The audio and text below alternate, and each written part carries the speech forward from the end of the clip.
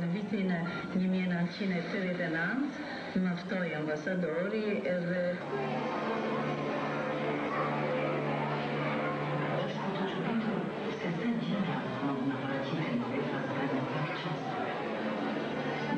kemi dashur të manon, kemi përpjekur të mënyrën, kemi kundurur të mbyllim, edhe pse kemi dashur, pse kemi luajtur.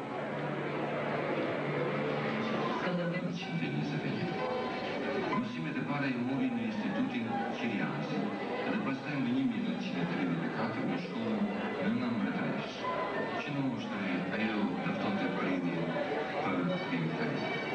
Bashkëpunonte me Radio Tirana, për them dhe vjesha nga përgjishtin e të rishtin.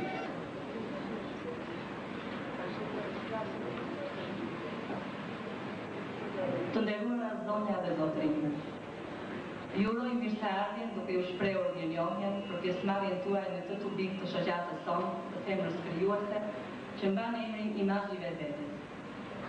Jo rastësisht shoqata jonë ndërmori tubimin në fjalë. Ishte mendimi i grave intelektuale për qytetas e të sferës të artit dhe të kulturës për të hedhur dritë mbi kulturën dhe historinë e kombit shqiptar, një ndër kombet më të vjetër në Ballkan. Krijimi i lidhjes demokratike të kulturës shqiptare në diasporë i krijoi shoqatës sonë një aftësirë më të madhe e një primare më të gjerë. Dihet tashmë se zonja e nderuar Kalaski për 40 vjet radhë, edhe pse jashtë kufive, punoi për Shqipërinë, për kombin shqiptar, për historinë dhe kulturën tonë kombëtare. Ajo shkrenaria e gjithë grave intelektuale shqiptare dhe ishte në nderin e shoqatës tonë të organizohej ky tubim me titull Vepra e Nermin Vlora Kalaskit në vite, shembull intelektuale dhe i përkushtimi ndaj historisë dhe etnogjenezës së kombit shqiptar. Kjo veprimtari është e para e këtij lloji në vendin tonë. Ndaj veçollimi i saj final do të ishte nxjerrja në fakt të figure komplekse të artit, kulturës dhe shkencës në përgjithësi, dhe vlerësimi i kontributit të saj shumëvjeçare. Është fakt se krijimtaria artistike e shkencore e zonjës së nderuar Kalaski nuk vjen shumë edhe që të lexuesit shqiptar, pasi ajo që përgjithësi shekulli jeton e krijon jashtë kufive të Shqipërisë. Zakonisht krijohen gjuhën italiane, megjithatë, objekti i studimit e studimit, ajo përbër ka popullin shqiptar, jashtësinë dhe gjuhën e tij. Nermin Vlora Kalaski ka botuar shumë libra në poezi, romane historike, filozofike, shoqërore, përshkrime e një studime të mjaftuara me karakter historike e historike.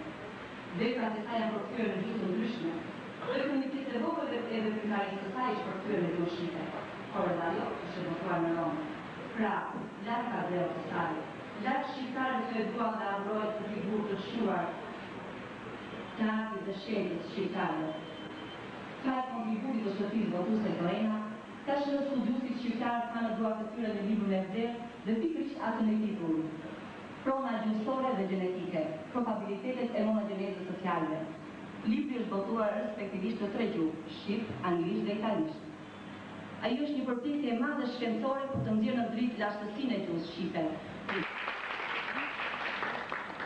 Të nderuara zonja dhe zotrinj, pas fjalës time të hapjes, mendoj që t'ja japim fjalën zonjës Nermin Vlora. Të thotë 2 fjalë në auditor kaq të ngrohtë dhe kaq mikpritës. Ajo ka ardhur nga Italia për të tubim.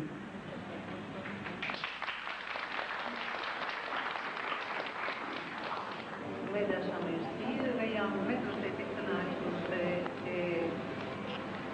nuk dëgjohet, dëgjoni.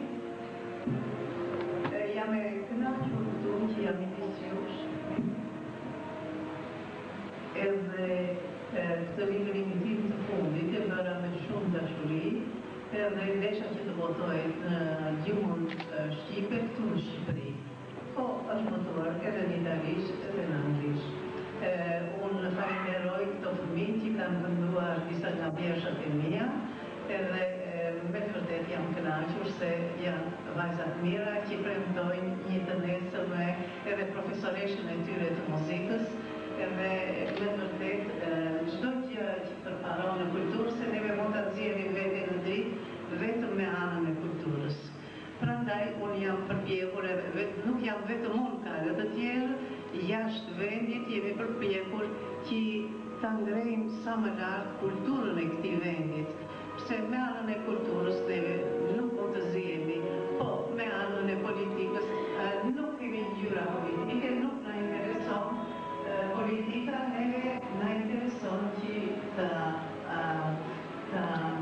vejnë të dritë vendit tonë me anën e kulturës, se ky vend ka një kulturë të madhe, një kulturë të lashtë, edhe këtë e dëshmon gjua, e dëshmojnë dokumentet epigrafike si e kam shkruar në librat e mia të ndryshme, edhe e dëshmojnë referencat arkeologjike.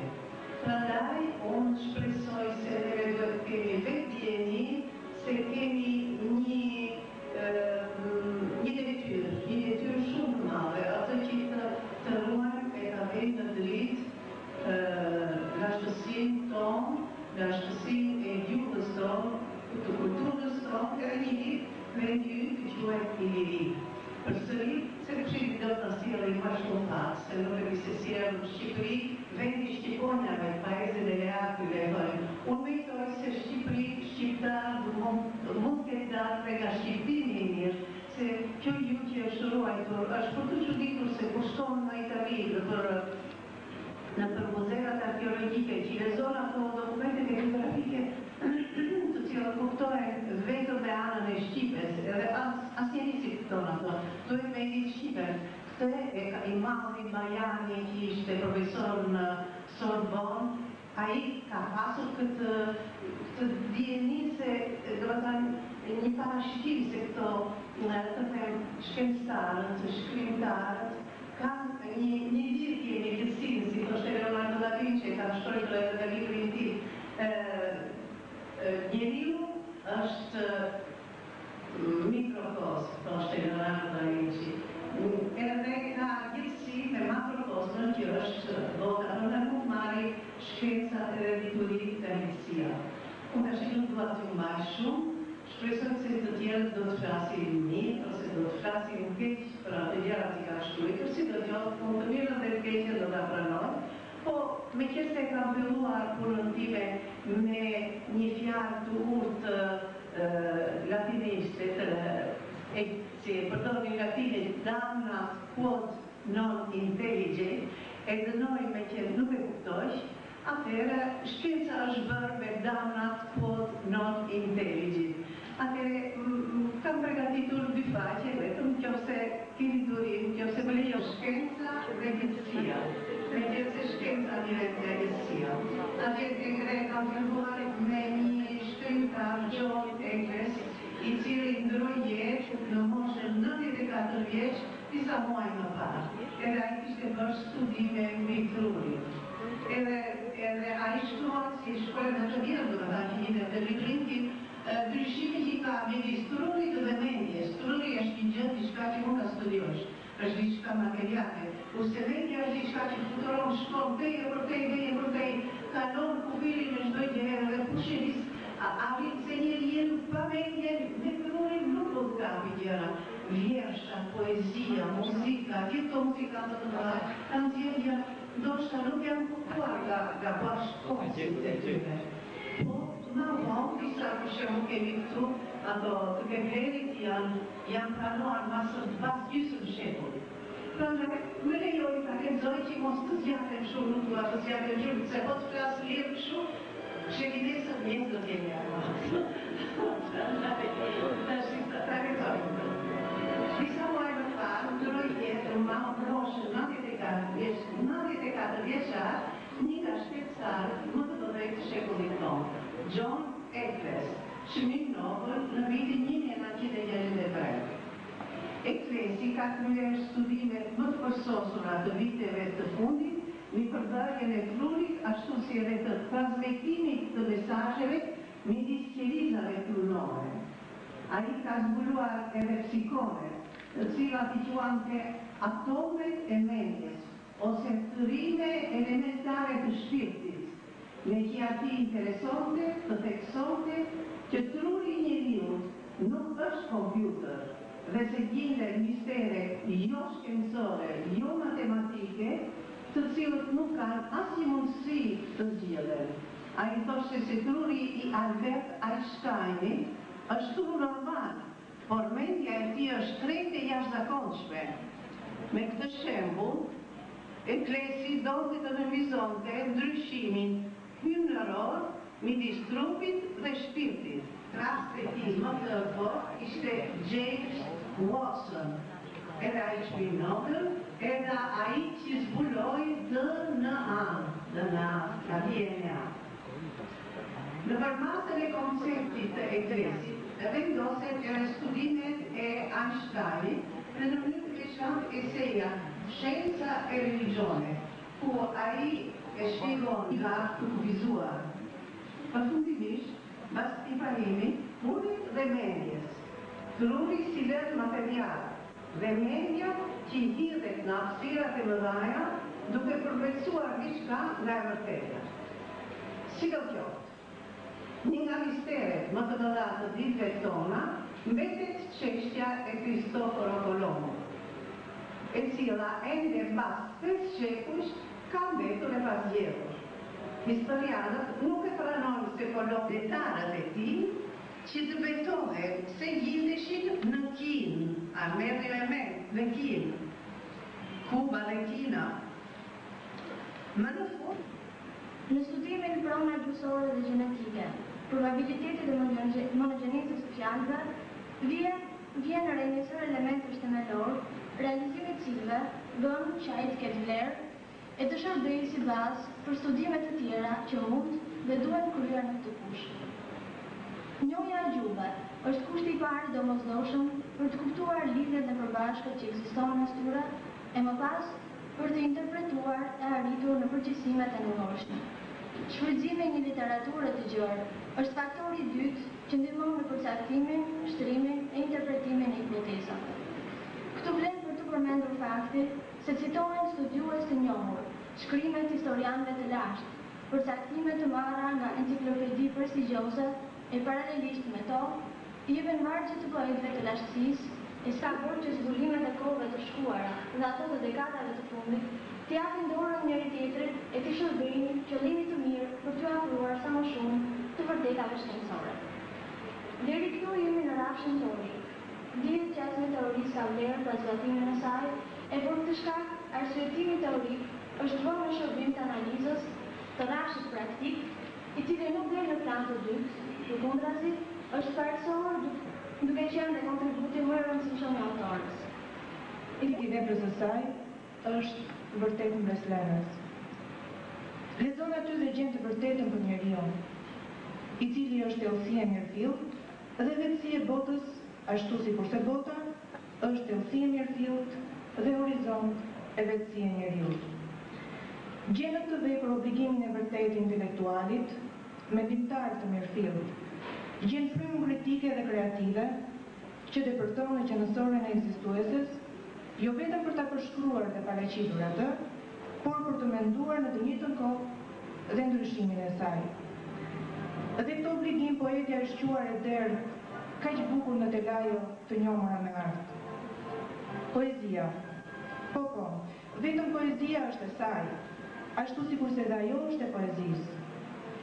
Një këngë dëgjova mbase të bilbilit. Ku ta di, nuk shikova. Në atë melodi që la vete, ishte imja. Poezia e Palaski ka brenda filozofinë, ka realizimin, krijimin e një praksisi koherent dhe të vetëdijshëm për të gjithë ne. Ka ngjyrën e shpresës. Dhe poezia e saj nga mbi shpatula, një kokë të bukur të rrethuar me kurorë pagjeje. O botë bukshkallë, se kryet me gjëmba ka shterte ma korozove, mi hiq një arman këto gjëmba, e më lini së paku për një qast të shoh të dëshëruarën fytyrë të paqes. Rreth poezisë së saj rrotullohen planetët, rrotullohet asgjëja, gjithçkaja, ampi, brenga, vegini, një melodi e harruar, jona një zëri të ri shpirtëror që kërkon jetë. Harrohet në parnasin shpirtëror, si mes natave ndritën në hënës. Se ka të letës pak poetja të merret me dhimbje. Por ajo ekziston, ajo I përfshin të tërën, ajo është aty si një radi e madhesh në prekjen magjike të lotit, në ulërimën e heshtur të shpirtit, në trazimin e amshueshëm të qenies, në fladin e këndshëm të kurmit poetik, në vezullime ëndrash, iluzione apo iluzione ëndrash. se ka të letë. Por tashmë, ajo është një fëmijë i rritur, dhe rreth kapitje mendimesh mesazhe të përgjithshme i dërgon Perëndimi. Por për dhimbjen nuk fal asnjë pikë lot, asnjë rënkim, mëshirë për të rriturit që janë në zorë.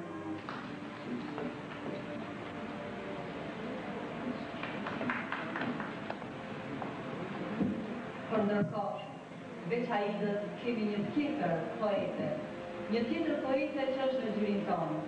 Ajo nuk është vetëm poete, ajo nuk është recituse, por ajo është dhe nëmë. Dhe midis nesh do kemi Margarita Gjeko që do të më shiroj poezinë e zonës Laski. Kam kënaqësinë e veçantë të lexoj disa vargje të zonjës sonë të nderuar Nermin Vlora Falaski, jo vetëm si një zonjë nderuar, po për atë se si vjen ajo midis nesh, me sa mallë, me sa dëshirë, me sa bukuri, me sa kënaqësi, me tërë ato fushë të madhe kujtimesh, ato pejza të holla do të thoja në shpirtin e saj, në botën e saj, që nuk thuhen me fjalë, dhe ajo i shpreh në poezinë e saj.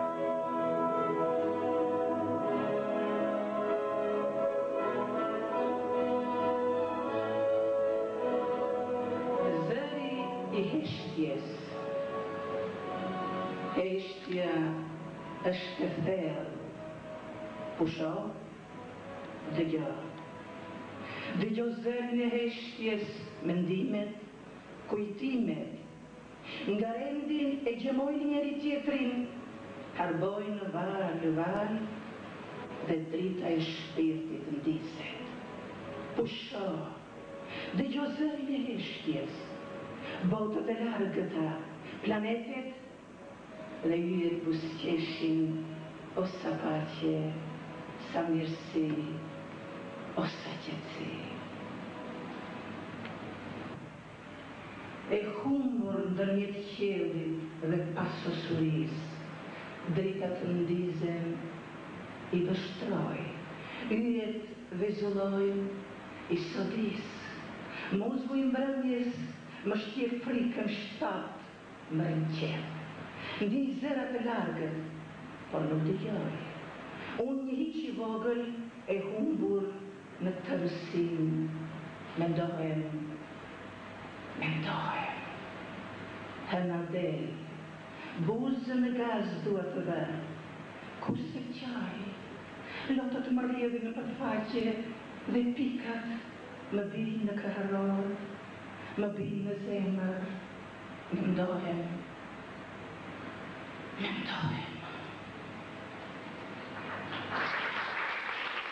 Nuk të gjova, tëndën pritëm, tëndën emër, jehonën që me ty, me mua mbulonte ajrin, apsiren e pasosurin e gjeravet, atje ku lumi vaun, lëmonde, në te dukshin val, pasqyrin të zemër, hapsis, të zemër, hapsis. E lirin më i Shqipëri, ty më dhe lindje, e dituri, por paqen e zemës, pse më hoqe, parlim suri, si gjethet trandafili, po shfarose parafisin, si lullet turpi, spranove një gjerim tënd, si zoke vitmuar kam bredhur me për kontinente, si jetime, kërkova krate tu dërshamirës, atje, në fushën e madhe të kujtimeve, kam bredhur prafa fantazmave të së kaluarës, kam kaluar, Iri më Shqipëri të gjithë të keni dashur, o sa të keni dashur, por me ngjyrime të ndryshme, si ato tulberi që formojnë demokracinë, në hapësirën e pasosur të gjithësisë, në harmoninë e madhe të trupave qiellor, në bashkimin e marrëveshjeve njerëzore. Ti je një zonjë madhe, me gjëraira të fshehura, që sa po ka filluar të dali në drejt, bukuria jote do të stolis botën në barë. Pasuria jote arkeologjike do të ndriçoj njerëzin.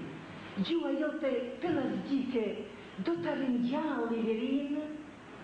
Liri, më Shqipëri, do të më gjepsish si hyni.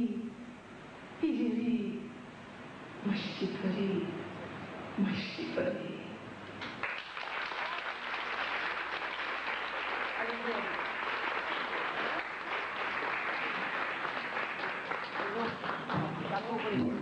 Sa zemër e me të shpirt. Si, lexove ti, më duket se nuk e kam shkruar të rrugë. Jo, i keni lexove kërë ju kur. Urime, sukses e ti ma shëndet.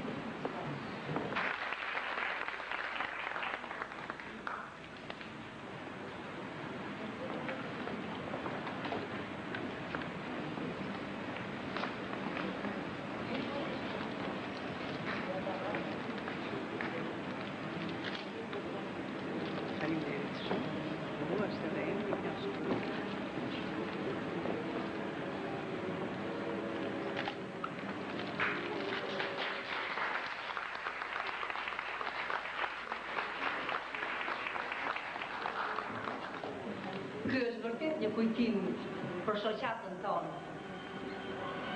Dhe le të vazhdojmë me kujtimet.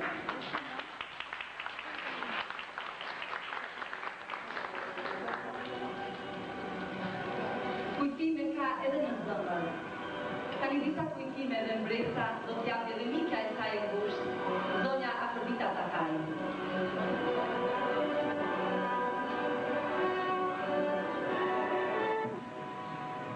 E fjalimeve të zakonshme, po do të mundohet që disa mbresa nga amësia e në zonën Nermin, s'janë lidhur me të edhe çfarë konstatuar në gjithë jetën e saj, gjatë vetë poetimizmin.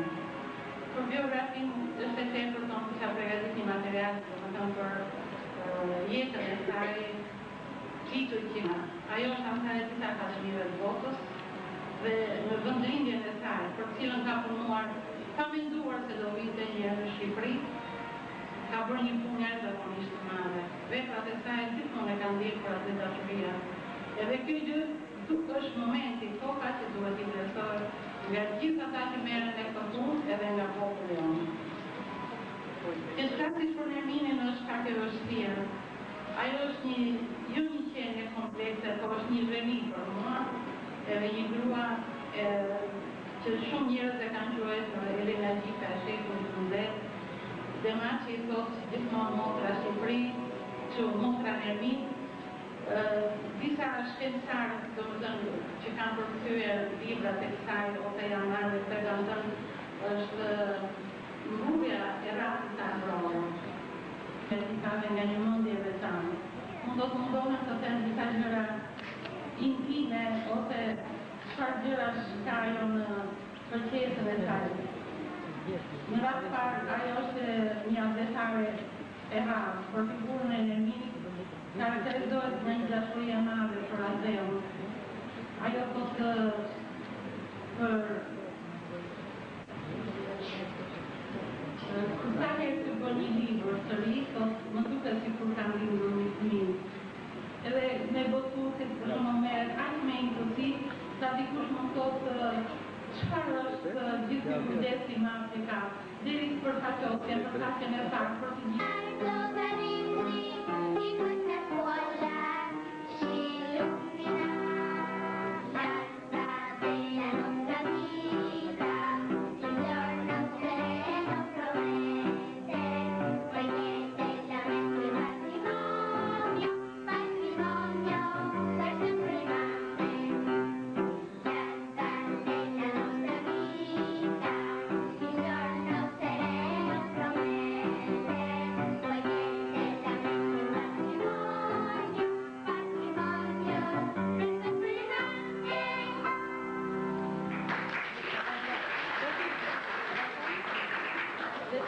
Kam kënaqësinë dhe krenarinë që vajzat e mia do të këndojnë një këngë, një poezi të mrekullueshme të zonjës Nermin, të cilën e kam propozuar unë, të gjitha nënave që prehen në kopshtin e kujtimeve. Një këngë që fëmijët e këndojnë me dashuri dhe unë e kam kompozuar me aq shumë dashuri, se ishte vërtet e mrekullueshme. Soliste Elis.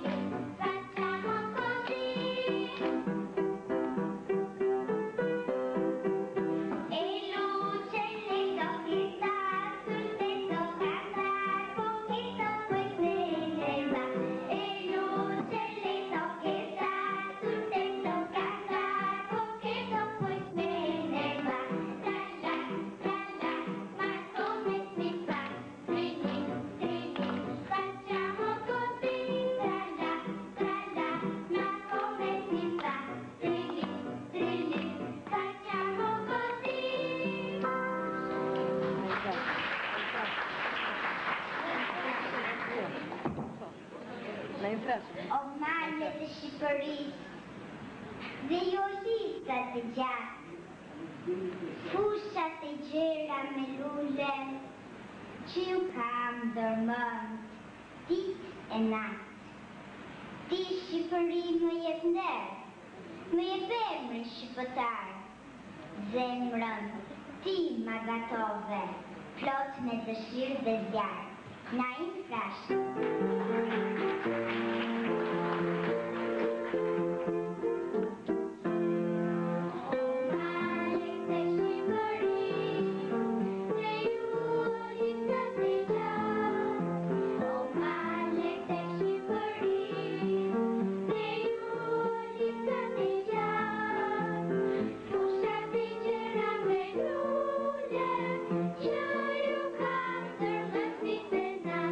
Pusha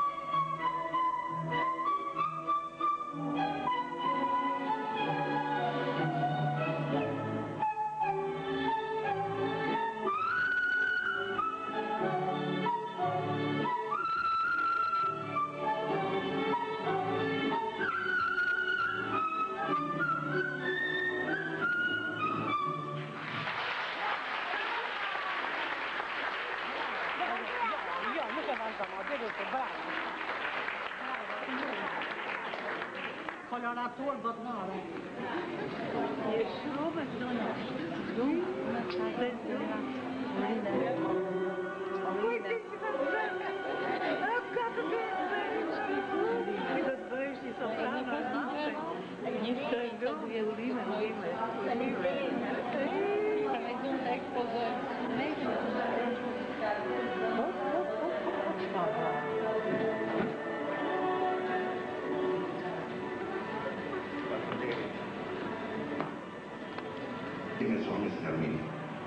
Në vitin 1992 janar, pata rastin të ndodhesha me shërbim në një tubim shkencor në grupin e shkencave shqiptërore në Londër dhe një nga studiusit, kur mori vesh se unë isha shqiptar, i çuditur nga që në diksionerin e Oxfordit thuhej që një nga 8 gjuhët bazë ishte dhe Shqipja, kërkoj të dinte diçka prej meje, nëse unë nuk isha sponsor Zahari Majnani, lësë në tryftë on kommer se a padle, të cilit, si më thanë, në ndorë, ma kishte dhe një personalitet i shquar i letrave shqiptare, dhe më pas atyre bileve të, por e ndjej mangësin që kam pasur në atë apologji, nga që nuk kam pas njohur zonjën Nermin dhe veprën e saj. E me këtë rast desha të bëj një urim shumë të përzemër për jetë gjasi, për të mirën e gjithë Shqipërisë, të gjithë kopit shqiptar e të gjithë artës të diletarë. Faleminderit.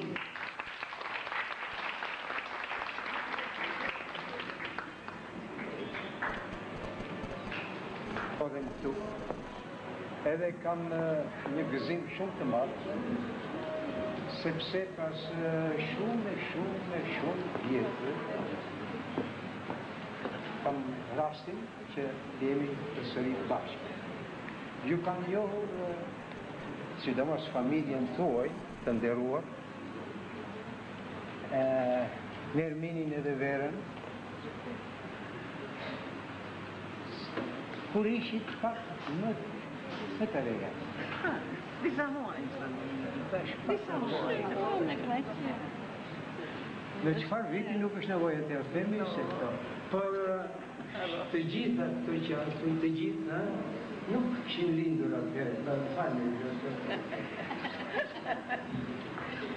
Megjithatë, unë sonde magnitem me rinin tuaj edhe me energjin që keni. Në ato vite, kur ju kam njohur, unë sa po kisha filluar të qapitesha në fushën e depërsisë. Edhe ju ishit nxënëse akoma në shkollë. Pastaj jeta në ndau, u takuam par vjetë në të qenë se unë punoj për gjuhën Shqipe, atëherë ne të dy takohemi në një udhëkryq. Edhe unë do të dëshiroja që edhe të tjerë, ka, por nuk janë të pak për fat të keq.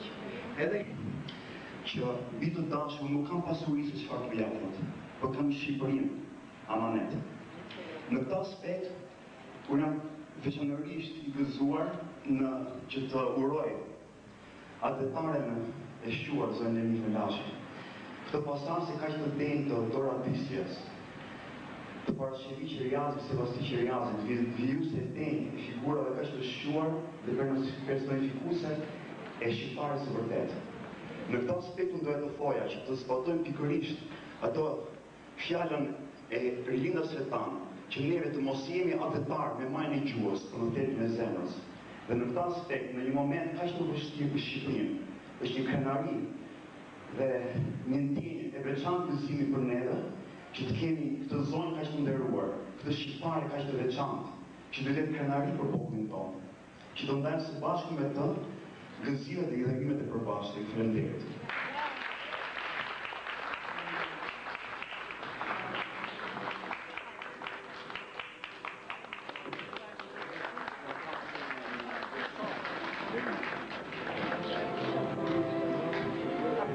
Ndonjë tjetër ka Kam pasur rastin që kam dëgjuar me ligjëratën në fondacionin e famshëm Europea Dragan dhe vlerësimet e Konstantin Draganit në këtë fondacion, por do të thoshja edhe një aspekt tjetër.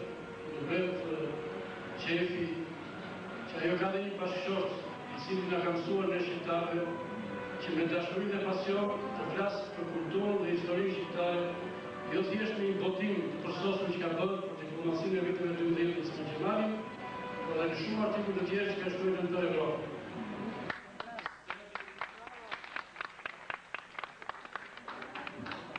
Ne si të rinj kemi njohur shumë pak shqiptarë nga diaspora, që unë nuk do ta quaja këtë fjalë diaspora. Sepse këtu na kanë rast të të në Lori në Tiranë, ne kemi atmosferë e mbyllim të aktivitet. Kemi përgatitur një koktejl në sallën tjetër, ndërkohë në këtë koktejl skulptorja Elizoze ka përgatitur disa skulptura. Dhe me thënë në petkun e këtyre pikturave të shkojmë dhe në koktejl. Të cunim të jeni manga. Bene më të keqen dhe në. Shmange të keqen. Ja vjetë që shkeli qatë duat të bëjtë.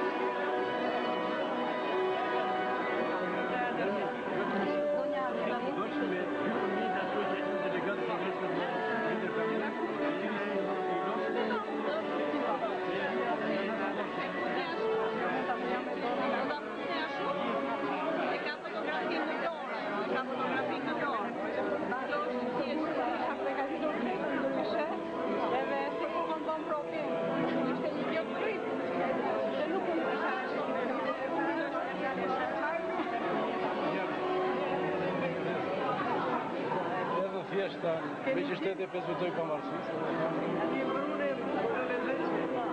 Ti që e bardë, shtetë, ka me bukër akoma.